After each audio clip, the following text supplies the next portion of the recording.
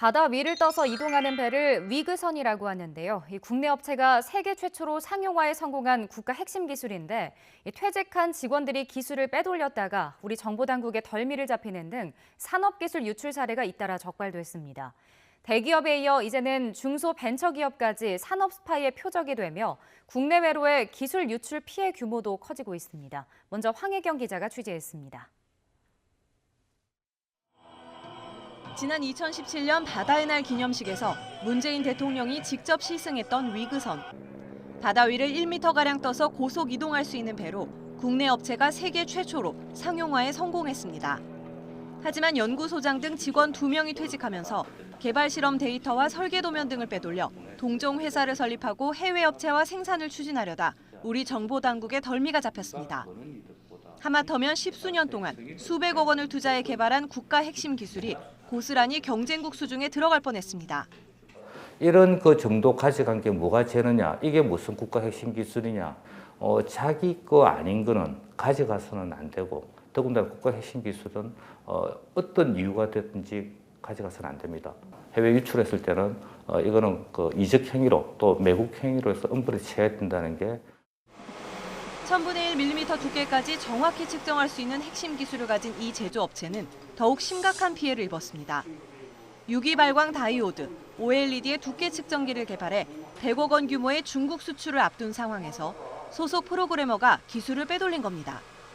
훔친 기술로 중국에서 비슷한 장비를 만들어 저가에 판매하는 바람에 10년간 공들인 연구 개발이 모두 물거품이 됐습니다. 지푸라기 잡는 심정으로 국정원의 문을 두드려 유출 증거를 찾고 가해자 징역형도 이끌어냈지만 물질적, 정신적 피해는 보상받을 길이 막막합니다. 그 친구가 유출한 거랑 뭐 일자 하나 틀리지 않고 완전 싱크로율 100%로 나왔으니까 이건 결혼할 때 줄에 좀 서주세요 할 정도로 저하고 굉장히 돈독한 관계. 뒤에 가서 그렇게 할 거라고는 전혀 생각을 못했죠.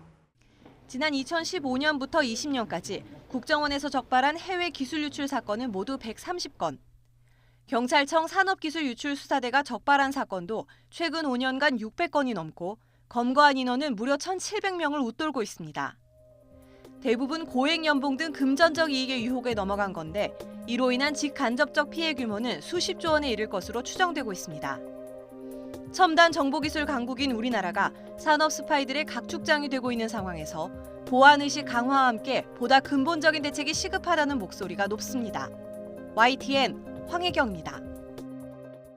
일본의 해상 자위대 잠수함이 수면 위로 올라오다 홍콩 민간 선박과 충돌했습니다. 피해는 크지 않았지만 사고 이후 3시간 반이 지나 휴대전화로 보고가 이루어진 사실이 알려지면서 해상 자위대의 부실한 대응이 도마에 올랐습니다. 도쿄 이경아 특파원이 보도합니다.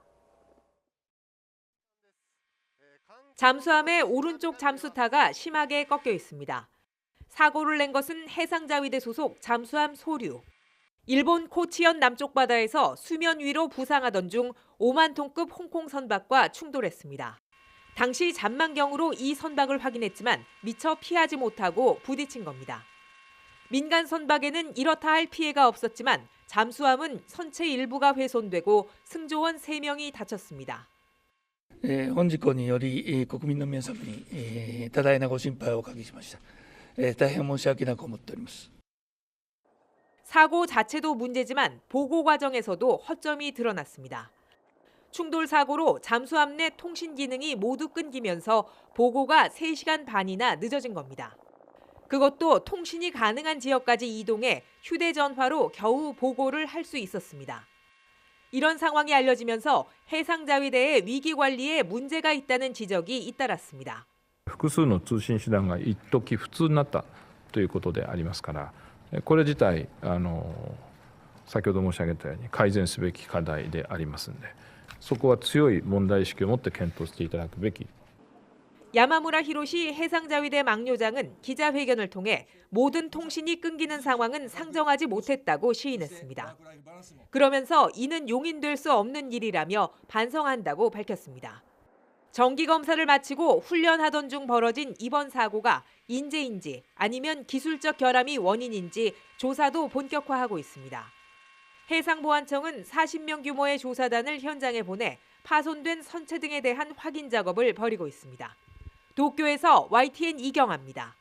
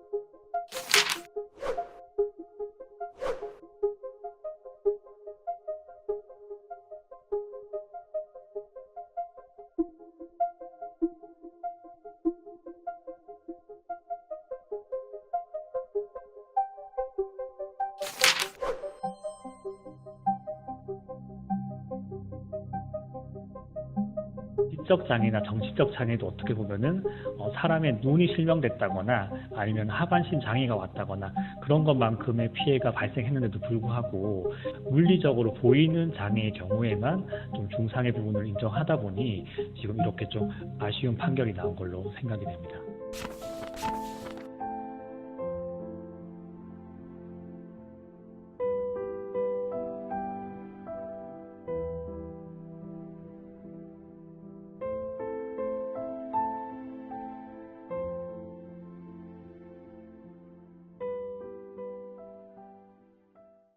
호텔 로비에서 손님이 직원을 밀칩니다. 안쪽에 있는 여종업원을 향해 쉴 새 없이 욕을 퍼붓기도 합니다. 부산 수영구 호텔에서 벌어진 일로 당시 만취 상태였던 손님에게 여종업원은 성희롱까지 당했다고 말합니다. 저하고 같이 객실에 가서 같이 먹자고 좋은 거 알려주겠다고. 근데 그거 좋은 거 알려주겠다는 말이 저는 너무 소름이 끼쳐가지고. 알고 보니 만취 손님은 부산경찰청 소속 간부 A경정. 호텔 관계자가 숙박비를 돌려줄 테니 돌아가 달라고 말했지만 A경정은 난동을 멈추지 않았습니다. 급기야 폭행당했다고 주장하며 경찰에 신고까지 했습니다.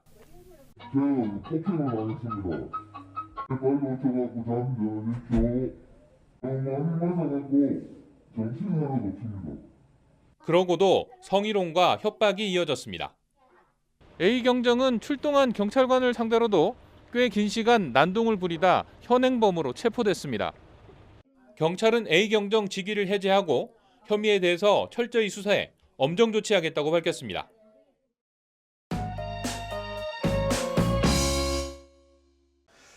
지난 2019년 10월 중국에서 코로나19와 유사한 증상으로 92명이 입원한 사실을 세계보건기구 현장 조사관들이 파악했습니다. 중국 정부가 인정한 첫 발병 시점보다 2달 전입니다. 김원배 기자가 보도합니다. 중국은 자국 내 코로나19 첫 확진자의 발병 시점을 2019년 12월 8일이라고 밝혀왔습니다.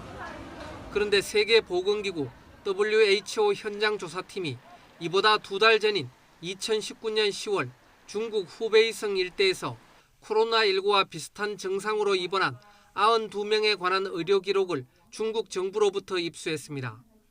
이들 92명은 폐렴이나 다른 코로나19 유사 증상을 겪었다고 월스트리트 저널이 전했습니다. 중국 정부 당국은 최근 몇 달 동안 이들을 대상으로 코로나19 항체 유무를 파악하기 위한 혈청 검사를 실시했습니다. 그런데 3분의 1은 이미 사망하거나 검사를 거부했다고 피터 벤 엠바렉 WHO 조사팀장이 밝혔습니다.